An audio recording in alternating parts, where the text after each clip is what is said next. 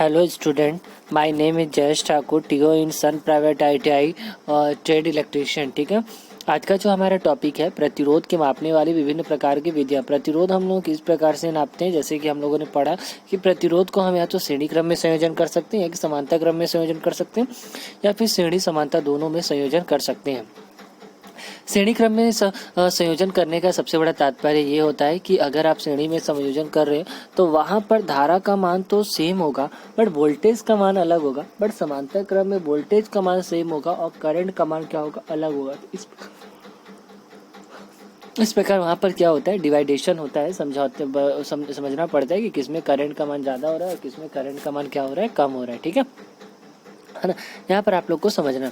जैसे कि अगर मैं देखता हूँ कि अगर अब मुझे क्या करना है, किसी भी चीज़ों का रेजिस्टेंस को देखना है। हाँ, एक चीज़ मुझे आपको ये बताना था कि देखो यहाँ पर एक याद रख लेना कि ना, जैसे अगर मैं वोल्टेज निकालना है भाई, है ना, अगर मेरे को यहाँ पर जैसे देखो यहाँ पर क्या बोल रहा है कि अगर मुझे वोल्टेज निकालना है ना, तो वोल्टेज तो चलो निकल जाएगा। बट अगर मुझे समांतर श्रेणी में संयोजन करना है रेजिस्टेंस का, तो आपको क्या करना पड़ेगा, समांतर श्रेणी में 1/R1 1/R2 1/R3 करके करना पड़ेगा। ठीक है, तो ये चीज़ों को आप लोगों को यहाँ पर याद रखना पड़ेगा। लेकिन अगर श्रेणी क्रम में करना है, श्रेणी क्रम में हमेशा याद रखना है ना। श्रेणी क्रम में देखो यहाँ पर क्या लिखा है, यहाँ पर समांतर संयोजन, तो समांतर क्रम में याद रखना 1/R1 1/R2 1/R3 होता है। ठीक है, ये चीज़ों को आप लोग याद रखना है भैया ना। हाँ, है ना, देखो यहाँ पर तो हम लोग क्या कर रहे हैं, 1/1/RC 1 बराबर 1/R5 1/R6 जो है, ये देखो यहाँ पर R1 R2 R3 है, ये किस में आपका समांतर क्रम में। R5 R6 तो ये जो है आपका ये श्रेणी क्रम में। तो समांतर क्रम में है तो हम लोग पहले क्या करेंगे, 1/R1 R1 plus R2 plus R3 जो यहाँ पर बना हुआ है, इसको हम लोग क्या करेंगे, पहले चीज़ों को जोड़ेंगे, है ना। 1/R1 plus 1/R2 plus 1/R3 करके यहाँ पर हम लोग क्या करेंगे, चीज़ों को यहाँ पर करेंगे। ठीक है, तीसरा पॉइंट यहाँ पर ये आता है, श्रेणी का समांतर संयोजन वही है। इसमें भी लास्ट में जब ओम के नियम का हम लोग फॉर्मूला निकालेंगे, ओम के नियम से अगर हमें R पता चल गया तो हम वहाँ से वोल्टेज का ओम के नियम से निकाल सकते हैं। जैसे ओम के नियम से V=IR यहाँ पर होता है। अब हम देखते हैं कि प्रतिरोध को मापने की क्या क्या विधि होती है। प्रतिरोध को मापने के लिए हम लोग बहुत से विधियों का प्रयोग करते हैं, जैसे व्हीटस्टोन ब्रिज हो गया, पोस्ट ऑफिस बॉक्स हो गया, ओम मीटर हो गया। इस प्रकार का विधि हम लोग यहाँ पर प्रयोग करते हैं। ठीक है, तो देखते हैं व्हीटस्टोन ब्रिज क्या होता है। व्हीटस्टोन ब्रिज हम लोग क्या करते हैं, जो छोटे से छोटे प्रतिरोध होते हैं उसमें हम लोग क्या करते हैं, व्हीटस्टोन ब्रिज का प्रयोग कम मापने के लिए करते हैं। ठीक है ना। याद रखना कि यहाँ पर एक सिद्धांत, ये किस पे सिद्धांत पे काम करता है, तो पोस्ट ऑफिस बॉक्स के सिद्धांत पे इसका मान क्या होता है, ज्ञात किया जाता है। ठीक है, तो व्हीटस्टोन प्रयोग याद रखना, व्हीटस्टोन ब्रिज का जो प्रयोग होता है, व्हीटस्टोन ब्रिज का प्रयोग हम लोग मेजर करने के लिए करते हैं, रेजिस्टेंस मेजर करने के लिए करते हैं। ठीक है, ऐसे आपको यहाँ पर व्हीटस्टोन ब्रिज यहाँ पर दिख रहा है। ठीक है, यहाँ पर देखो व्हीटस्टोन ब्रिज आपको यहाँ से दिख रहा है। ठीक है ना, मैं आप लोग को दिखा देता हूँ।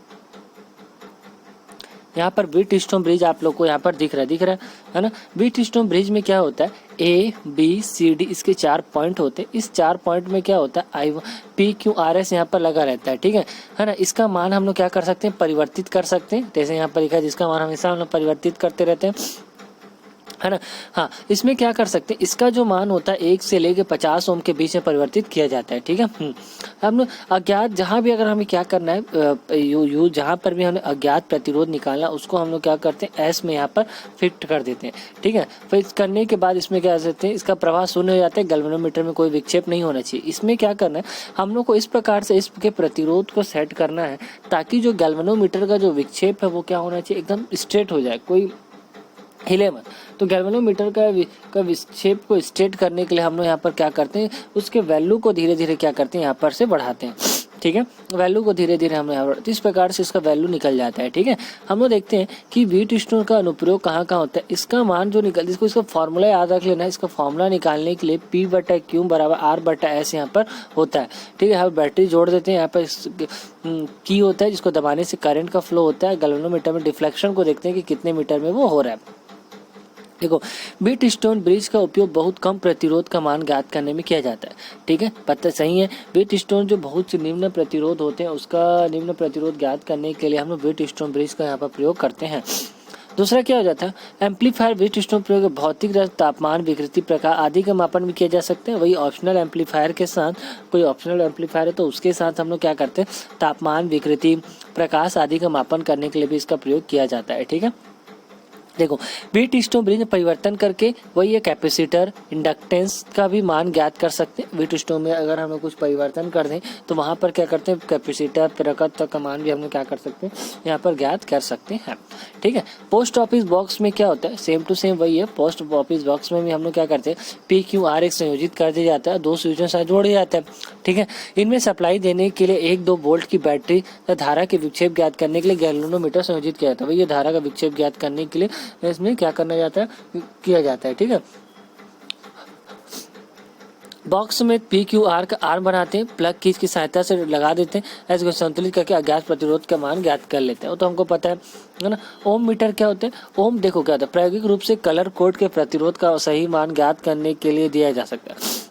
ठीक है, 10% है तो प्रतिरोध का मान इतना मध्य कहीं हो सकता है, इसका सटीक मान नहीं होता, इसलिए हम लोग क्या करते हैं, ओम मीटर का प्रयोग करते हैं। ओम मीटर क्या करते हैं, पाठ्यांक हमें सही देता है और जहां भी उसका प्रयोग होता है उसके निकटतम बिंदु देता है। जैसे यहाँ पर देख लो कि अगर ओम मीटर जो होता है ना एकदम सटीक यहाँ पर क्या देता है, जानकारी देता है। ओम मीटर से भी हम लोग क्या करते हैं, अज्ञात प्रतिरोध यहाँ पर ज्ञात करते हैं। यहाँ से यहाँ पर देख रहे हो, अज्ञात प्रतिरोध यहाँ पर ज्ञात करते हैं। तो ओम मीटर का भी हम लोग क्या करते हैं, अज्ञात प्रतिरोध ज्ञात करते हैं। ठीक है ना।